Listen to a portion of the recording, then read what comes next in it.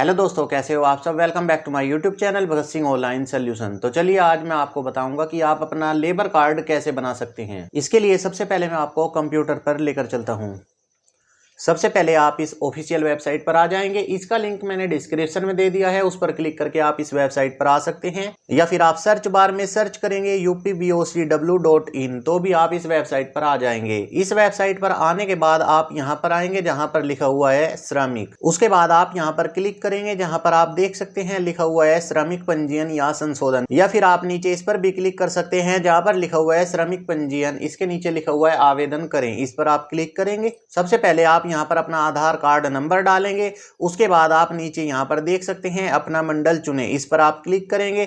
इसमें से आप अपना मंडल चुनेंगे, जो भी आपका मंडल है। उसके बाद आप यहाँ पर देख सकते हैं अपना जनपद चुने, इस पर आप क्लिक करेंगे और अपना जनपद चुनेंगे। उसके बाद आप यहाँ पर अपना एक मोबाइल नंबर डालेंगे। आपको यहाँ पर अपना मोबाइल नंबर वो डालना है जो आपने किसी और के मजदूरी कार्ड में अभी तक नहीं दिया है। जब आप यहाँ पर अपना मोबाइल नंबर डाल लेंगे उसके बाद आप क्लिक करेंगे आवेदन या संशोधन करें। उसके बाद आपके नंबर पर ओटीपी भेज दी जाएगी। आप यहाँ पर ओटीपी डालकर सत्यापन करेंगे।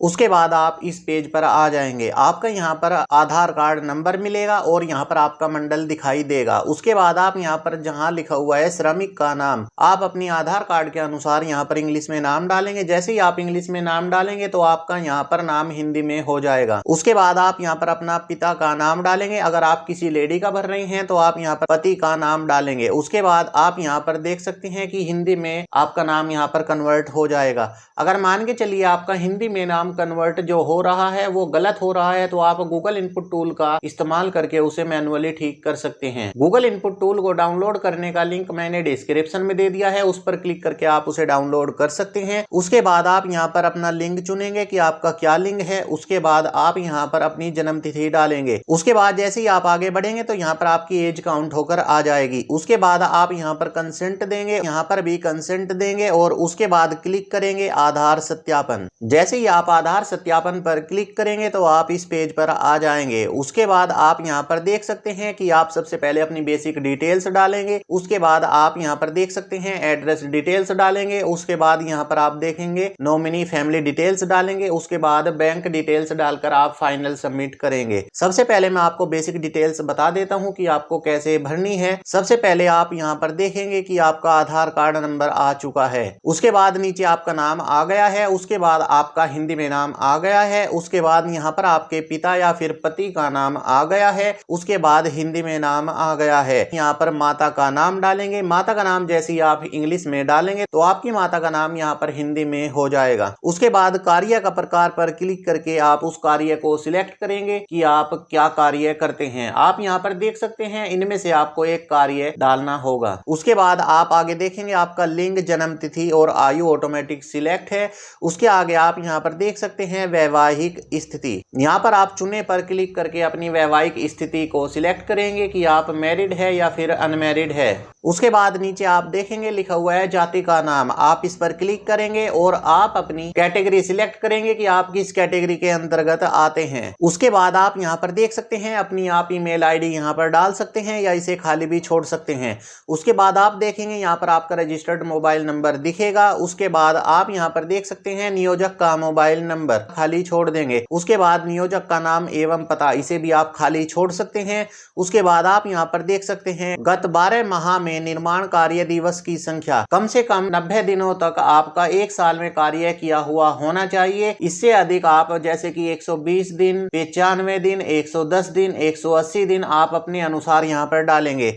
उसके बाद आप यहाँ पर देख सकते हैं लिखा हुआ है यदि श्रमिक मनरेगा में कार्यरत है तो टिक करें। अगर आप मनरेगा में भी रजिस्टर्ड है तो इस पर टिक करेंगे, अन्यथा आप इसे खाली छोड़ देंगे। उसके बाद आप क्लिक करेंगे शैक्षिक योग्यता, इस पर आप क्लिक करके आप अपनी शैक्षिक योग्यता डालेंगे कि आपकी योग्यता क्या है, आपने कहां तक पढ़ाई की हुई है। उसके बाद आप यहां पर क्लिक करेंगे सेव डिटेल्स एंड नेक्स्ट। उसके बाद आप ऊपर देख सकते हैं बेसिक डिटेल्स के ऊपर ग्रीन कलर का पैटर्न आ चुका है। इसका मतलब है कि ये हमारा कंप्लीट हो गया है। अब हम एड्रेस डिटेल्स डालेंगे। आप यहां पर देख सकते हैं आपका जनपद पहले से ही यहां पर डला हुआ है। उसके बाद तहसील पर क्लिक करके आप अपनी तहसील डालेंगे। उसके बाद नगर निकाय विकास खंड में आपका क्या है। अगर आप शहर से हैं तो आप फर्स्ट नंबर पर क्लिक रहने देंगे। अगर आप किसी गांव से हैं तो आप क्लिक करेंगे विकास खंड। उसके बाद चुने पर क्लिक करके आपका शहर जो भी है उस पर आप क्लिक करेंगे। उसके बाद वार्ड या फिर गांव में आप क्लिक करेंगे और आप अपना वार्ड नंबर या फिर गांव को क्लिक करेंगे। उसके बाद यहां पर आप अपना पिन कोड डालेंगे। उसके बाद चुने पोस्ट के नीचे आप क्लिक करेंगे और उस पर क्लिक करेंगे कि आपकी पोस्ट क्या है। उसके बाद जैसे ही आप इस पर क्लिक करेंगे तो आपकी पोस्ट यहाँ पर दिखेगी। उसके बाद यहाँ पर आप थाना डालेंगे कि आपका थाना क्या है। उसके बाद आप गली मोहल्ला के अंदर अपना फुल एड्रेस डालेंगे जो कि आपके आधार कार्ड में पीछे आपको मिलता है। उसके बाद आप यहाँ पर अपना मकान संख्या डालेंगे। उसके बाद नीचे स्क्रॉल करेंगे। जैसे ही आप नीचे स्क्रॉल करेंगे तो आप यहाँ पर देख सकते हैं लिखा हुआ है आवेदक का स्थायी पता। इसके नीचे लिखा हुआ है यदि पत्र व्यवहार एवं स्थायी पता एक ही है तो क्लिक करेंगे। अगर मान के चलिए आपका कोरस्पोंडेंस एड्रेस और प्रेजेंट एड्रेस सेम है तो आप इस पर टिक करेंगे। अगर आपका एड्रेस अलग है तो आप यहाँ पर मैन्युअली उसे डालेंगे। जैसे कि हमारा सेम एड्रेस है तो हम यहाँ पर इस पर टिक कर लेते हैं। टिक करने के बाद हम यहाँ पर क्लिक करेंगे सेव डिटेल्स एंड नेक्स्ट। उसके बाद आप यहाँ पर देखेंगे लिखा हुआ आ गया है डाटा सेव्ड सक्सेसफुली। उसके बाद ओके पर क्लिक करेंगे। उसके बाद आप यहाँ पर देखेंगे एड्रेस डिटेल्स भी ग्रीन कलर में हो चुका है। इसका मतलब ये भी स्टेप कंप्लीट हो चुका है। अब हम यहाँ पर नॉमिनी एंड फैमिली डिटेल्स में आ गए हैं। अब इसके नीचे आप देख सकते हैं लिखा हुआ है विदेश में भी काम करने हेतु। इसके नीचे लाइन लिखी हुई है कि क्या आप विदेश में भी काम करना चाहते हैं। अगर आप काम करना चाहते हैं तो आप हाँ पर क्लिक करेंगे, अन्यथा आप नहीं पर क्लिक करेंगे। उसके नीचे आप यहाँ पर देख सकते हैं क्या नॉमिनी भी श्रम विभाग में कार्यरत है।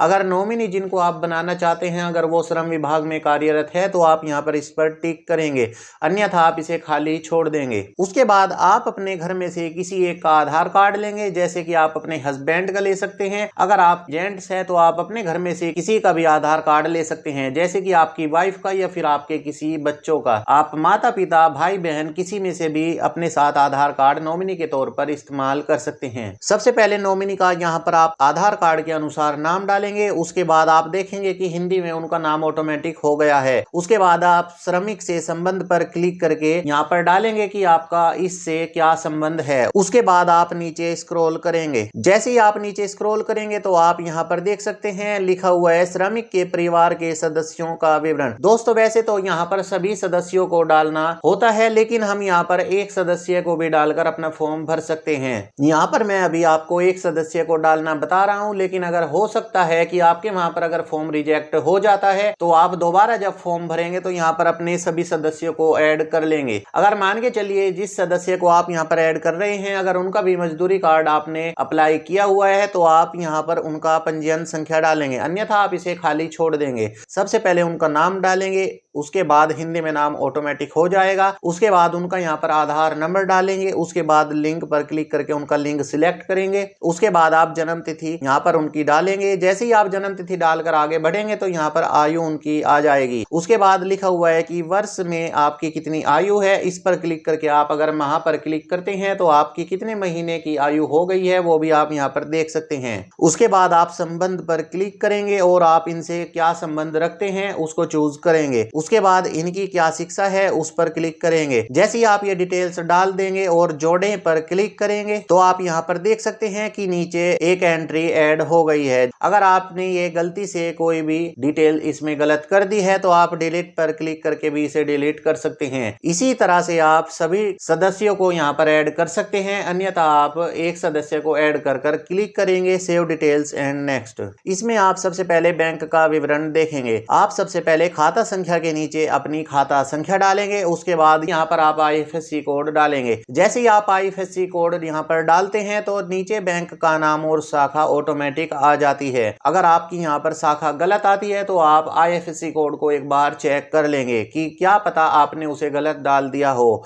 उसके बाद खाता का प्रकार पर क्लिक करके आप क्लिक करेंगे कि आपका सेविंग अकाउंट है, करंट अकाउंट है या फिर कैसा अकाउंट है, तो आप यहाँ पर अपना खाता चुनेंगे। अगर पंजीकृत नहीं है तो आप इन दोनों कॉलम को खाली छोड़ देंगे और उसके बाद नीचे स्क्रॉल करेंगे। उसके बाद नीचे देखेंगे यदि किसी अन्य राज्य के किसी बोर्ड में पंजीकृत हैं तो उसका विवरण। अगर आप पंजीकृत हैं तो इस पर टिक करेंगे, अन्यथा आप इसे खाली छोड़ देंगे। उसके बाद नीचे आप डॉक्यूमेंट्स देख सकते हैं कि आपको इसमें क्या क्या डॉक्यूमेंट की आवश्यकता होती है। सबसे पहले आप देखेंगे श्रमिक अपनी फोटो अपलोड करे।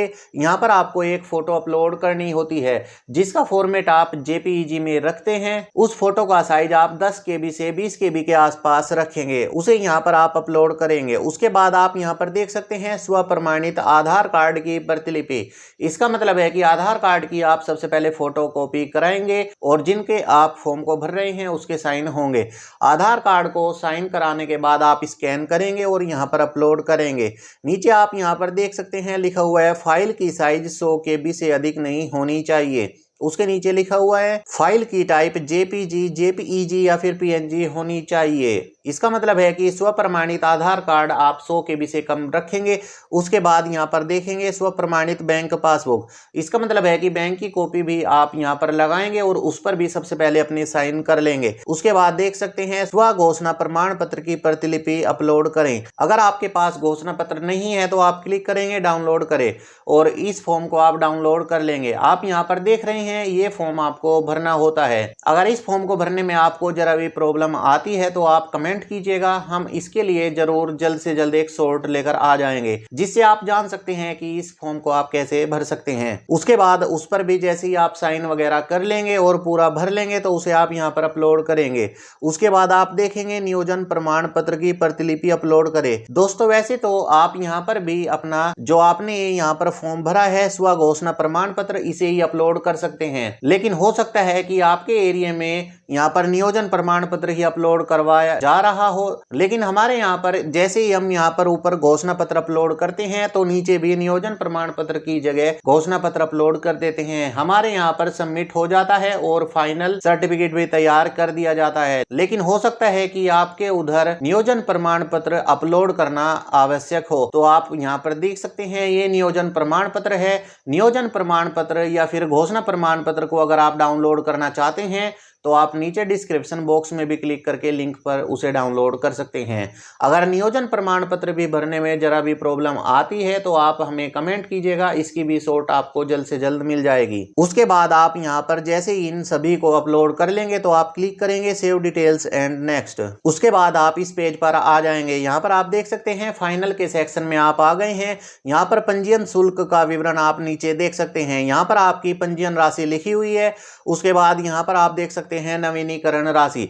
दोस्तों आप नीचे देखेंगे 1 वर्ष लिखा हुआ है। अगर आप यहाँ पर 2 वर्ष पर क्लिक करते हैं तो आप देखेंगे आपके 40 रुपये हो गए हैं। अगर आप 3 वर्ष पर क्लिक करते हैं तो आप देखते हैं कि 60 रुपये हो गए हैं। आप मान के चलिए जिस पर भी क्लिक करके आगे बढ़ेंगे उसमें 20 रुपये एक्स्ट्रा पंजीयन राशि के तौर पर जोड़ लिए जाएंगे। जैसे कि अगर आप 3 वर्ष के लिए फॉर्म भरना चाहते हैं तो आप 60 और 20 ये 70 80 रुपये आपको पेमेंट करनी होगी। दोस्तों अगर आप 3 वर्ष के लिए ही इस फॉर्म को भरते हैं तो 3 वर्ष के बाद ही आप नवीनीकरण अपने इस फॉर्म का कराएंगे, और अगर आप 1 साल का इस फॉर्म को भरते हैं तो 1 साल बाद ही आपको नवीनीकरण करना आवश्यक होगा, अन्यथा आपको कोई भी योजना में आवेदन आप नहीं कर सकते हैं। तो आप यहाँ पर 3 वर्ष पर क्लिक करके और सभी पर टिक करेंगे। सभी पर टिक करने के बाद आप क्लिक करेंगे फाइनल सेव। उसके बाद दोस्तों आप इस फॉर्म की पेमेंट करेंगे। जैसे कि आपने देखा कि 3 साल के लिए 60 रुपये और 20 रुपये एक्स्ट्रा पंजीयन राशि, जैसे कि ये टोटल हो गया है 80 रुपये। 80 रुपये की आप पेमेंट करते हैं। पेमेंट करने के बाद आप देख सकते हैं कि इस तरह का पेज आपके सामने आएगा। इसे आप सेव करके अपने पास रख लेंगे। तो इस तरह से दोस्तों आप मजदूरी कार्ड अपना अप्लाई कर सकते हैं। अगर आपको यह वीडियो जरा भी हेल्पफुल लगती हो तो इस वीडियो को लाइक और चैनल को सब्सक्राइब कर दीजिएगा। धन्यवाद।